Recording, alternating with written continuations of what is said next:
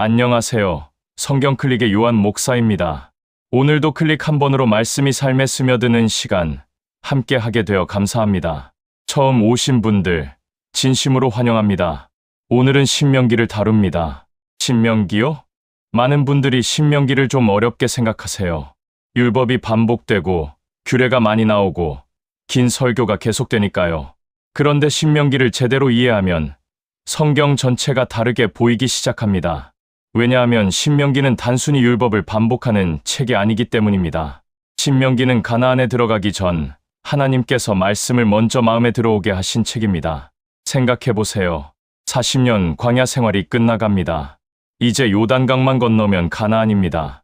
그런데 하나님께서는 백성들을 곧장 가나안으로 들여보내지 않으셨어요.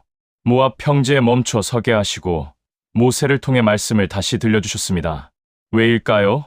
가나안보다 말씀이 먼저이기 때문입니다.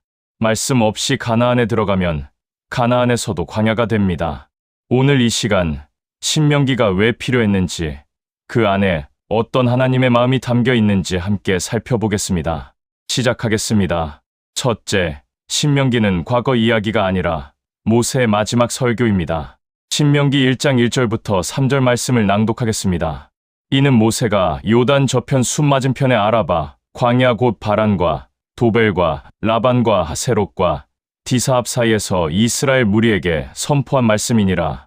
호렙산에서 세일산을 지나 가데스 바네아에까지 10하루길이었더라. 제40년 11월 그 달 초일일에 모세가 이스라엘 자손에게 여호와께서 그들을 위하여 자기에게 주신 명령을 다 고하였으니, 자, 보세요. 선포한 말씀, 고하였으니 이 표현들이 반복됩니다. 신명기는 사건을 기록한 책이 아닙니다. 출애굽기는 홍해를 건너는 사건을 기록했고 민수기는 광야에서 일어난 일들을 기록했습니다. 그런데 신명기는 다릅니다. 신명기는 모세가 백성들 앞에서 한 설교입니다. 그것도 보통 설교가 아닙니다. 모세의 마지막 설교입니다. 모세는 120세였습니다. 이제 죽을 때가 다가왔어요. 그리고 자신은 가나안에 들어가지 못한다는 것을 알고 있었습니다. 이 백성들을 가나안까지 데려왔는데 정작 자신은 들어가지 못합니다. 어떤 마음이었을까요? 아프고 슬펐을 겁니다. 그런데 그 아픔 속에서도 모세는 다음 세대를 생각했습니다.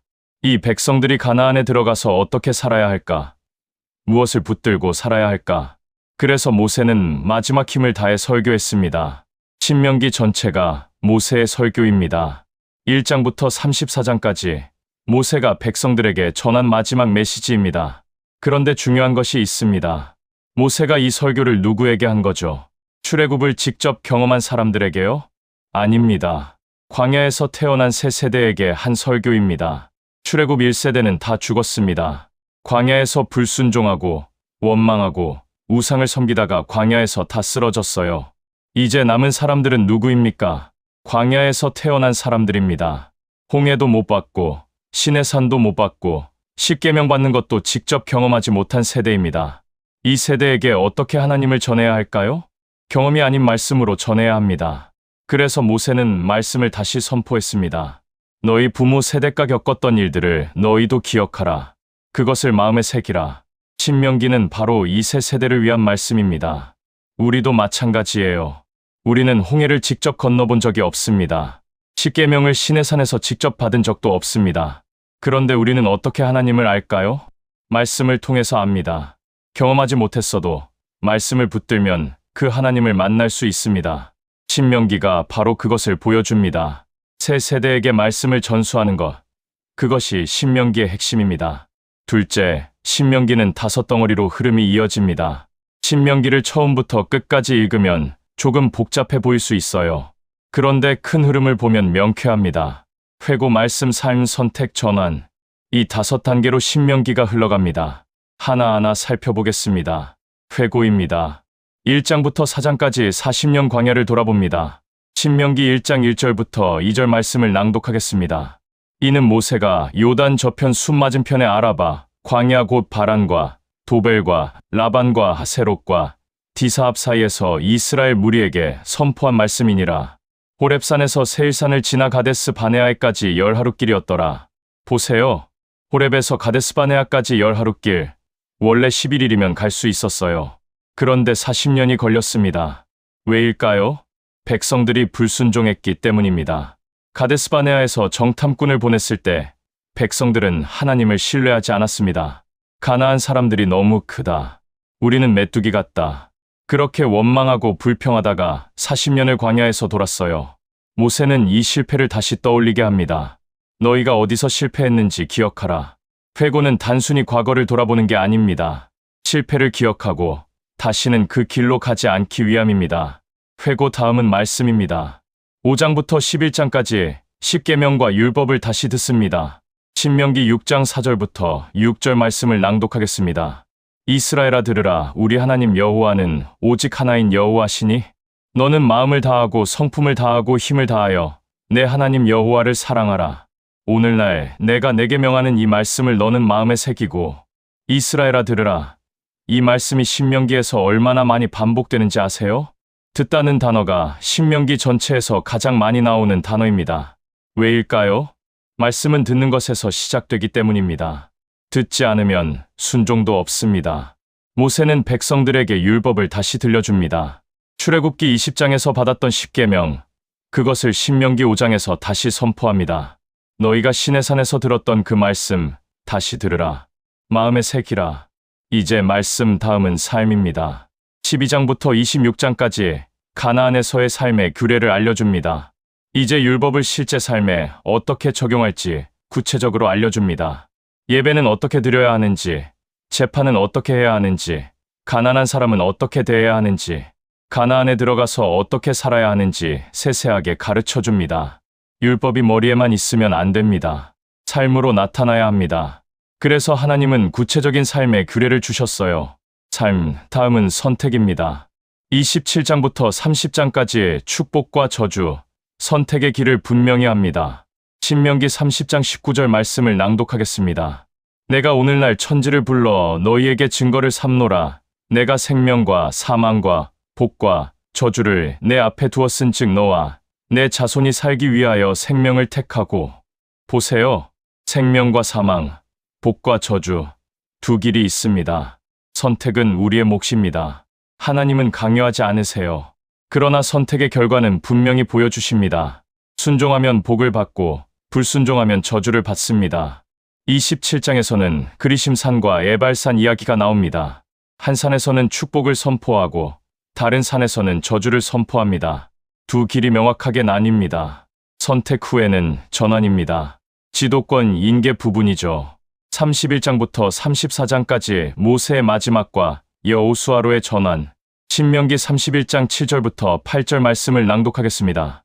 모세가 여호수아를 불러 온 이스라엘 목전에서 그에게 이르되 너는 마음을 강하게 하고 담대히 하라. 너는 이 백성을 거느리고 여호와께서 그들의 열조에게 주리라고 맹세하신 땅에 들어가서 그들로 그 땅을 얻게 하라. 여호와 그가 내 앞서 행하시며 너와 함께하사 너를 떠나지 아니하시며 버리지 아니하시리니 너는 두려워 말라 놀라지 말라. 모세는 이제 죽습니다. 가나안에 들어가지 못합니다.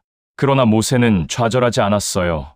다음 세대를 세우고 여호수아에게 사명을 물려줍니다. 이것이 진정한 지도자의 모습입니다. 내가 끝까지 가지 못해도 다음 세대가 그 사명을 이어가도록 준비시키는 것입니다. 이렇게 신명기는 회고, 말씀, 삶, 선택, 전환의 흐름으로 이어집니다. 이 흐름이 신명기의 뼈대입니다. 셋째, 신명기의 핵심은 말씀을 마음에 새기는 것입니다. 신명기에서 가장 중요한 말씀이 어디일까요? 신명기 6장입니다. 신명기 6장 4절부터 9절까지 말씀을 낭독하겠습니다. 이스라엘아 들으라. 우리 하나님 여호와는 오직 하나인 여호와시니 너는 마음을 다하고 성품을 다하고 힘을 다하여 내 하나님 여호와를 사랑하라. 오늘날 내가 내게 명하는 이 말씀을 너는 마음에 새기고 내 자녀에게 부지런히 가르치며 집에 앉았을 때에든지 길에 행할 때에든지 누웠을 때에든지 일어날 때에든지 이 말씀을 강론할 것이며 너는 또 그것을 내 손목에 매어 기호를 삼으며 내 미간에 붙여 표를 삼고 또 내 집 문설주와 바깥문에 기록할지니라. 이 말씀을 유대인들은 쉐마라고 부릅니다. 들으라는 뜻입니다. 유대인들은 이 말씀을 아침 저녁으로 암송합니다. 그만큼 중요한 말씀입니다. 여기서 하나님이 무엇을 요구하시는지 보세요. 마음에 새기고 머리에 아는 것이 아니라 마음에 새기라고 하십니다. 마음에 새긴다는 것은 무엇일까요? 삶이 되는 것입니다. 말씀이 지식으로 끝나면 안 됩니다. 말씀이 내 삶의 기준이 되고, 내 선택의 기준이 되고, 내 인생의 방향이 되어야 합니다. 그래서 하나님은 말씀을 어떻게 새기라고 하셨어요? 집에 앉았을 때에든지, 길에 행할 때에든지, 누웠을 때에든지, 일어날 때에든지, 언제나 어디서나 말씀을 붙들라는 겁니다. 그리고 신명기 8장을 보겠습니다. 신명기 8장 2절부터 3절 말씀을 낭독하겠습니다. 내 하나님 여호와께서 이 40년 동안에 너로 광야의 길을 걷게 하신 것을 기억하라. 이는 너를 낮추시며 너를 시험하사 내 마음이 어떠한지 그 명령을 지키는지 아니 지키는지 알려 하심이라. 너를 낮추시며 너로 줄이게 하시며 또 너도 알지 못하며 내 열조도 알지 못하던 만나를 내게 먹이신 것은 사람이 떡으로만 사는 것이 아니요 여호와의 입에서 나오는 모든 말씀으로 사는 줄을 너로 알게 하려 하심이니라.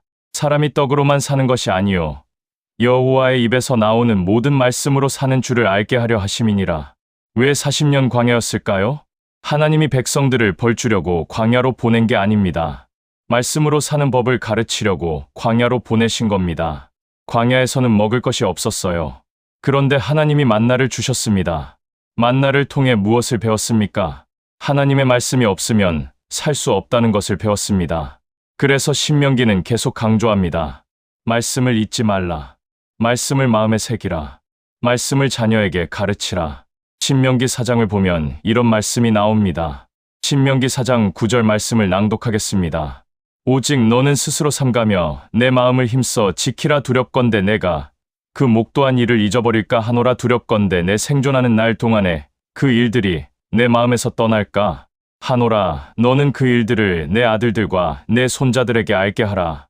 잊어버릴까 두렵다. 하나님이 두려워하시는 게 뭡니까? 백성들이 말씀을 잊어버리는 것입니다. 말씀을 잊으면 가나안에서도 광야가 됩니다.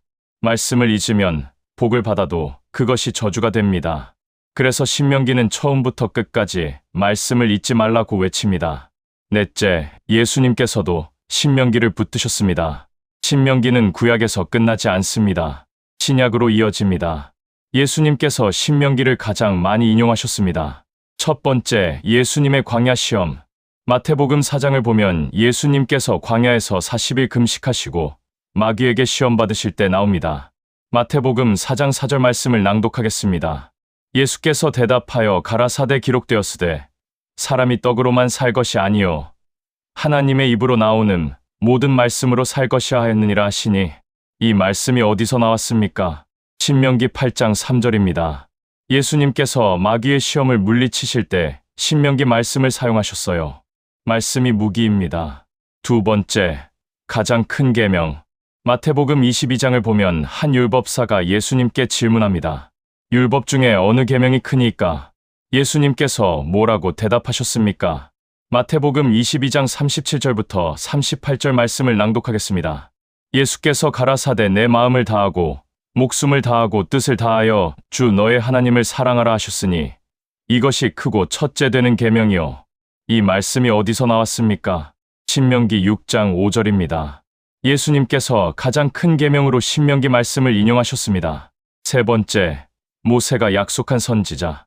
신명기 18장 15절 말씀을 낭독하겠습니다. 내 하나님 여호와께서 너희 중 내 형제 중에서 나와 같은 선지자 하나를 너를 위하여 일으키시리니 너희는 그를 들을지니라. 모세는 자기 같은 선지자가 올 것이라고 예언했습니다.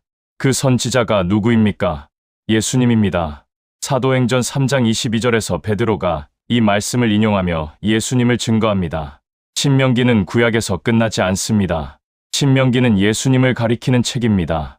말씀으로 사는 것, 하나님을 사랑하는 것, 그 모든 것이 예수님 안에서 완성됩니다. 사랑하는 여러분, 오늘 신명기를 함께 살펴봤습니다. 신명기는 가나안에 들어가기 전 하나님께서 말씀을 먼저 마음에 들어오게 하신 책입니다. 회고하고 말씀을 듣고 삶에 적용하고 선택하고 다음 세대로 전환하는 흐름. 그 흐름 속에서 하나님은 계속 외치십니다. 말씀을 잊지 말라. 말씀을 마음에 새기라. 우리도 마찬가지입니다. 우리 인생에도 전환기가 있습니다. 새해가 되고 새 직장에 가고 결혼하고 이사하고 환경이 바뀔 때마다 우리는 무엇을 붙들어야 할까요? 말씀입니다. 매 순간순간 붙들어야 할 것은 말씀입니다. 말씀 없이 새로운 곳에 가면 그곳도 광야가 됩니다. 말씀을 붙들고 가면 그곳이 가나안이 됩니다. 신명기 30장 19절 말씀을 다시 한번 마음에 새기겠습니다. 내가 오늘날 천지를 불러 너희에게 증거를 삼노라. 내가 생명과 사망과 복과 저주를 내 앞에 두었은즉 너와 내 자손이 살기 위하여 생명을 택하십시오. 말씀을 택하십시오. 그 말씀이 당신의 삶을 인도할 것입니다.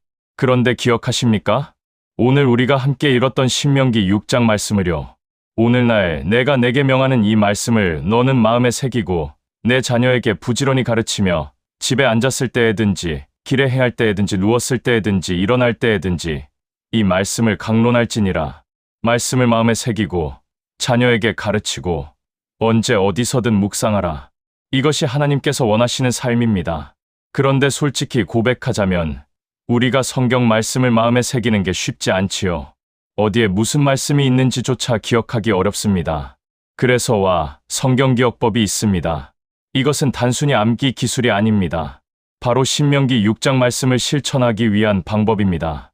성경 전체를 체계적으로 기억하고 그 말씀을 마음에 새기고 언제든지 묵상하며 내 자녀에게 가르칠 수 있도록 돕는 것. 그것이 와 성경 기억법의 목표입니다. 필요하신 분들은 오프라인 강의를 통해 함께 하실 수 있습니다. 오늘 영상이 도움이 되셨다면 구독과 좋아요, 알림 설정 부탁드립니다.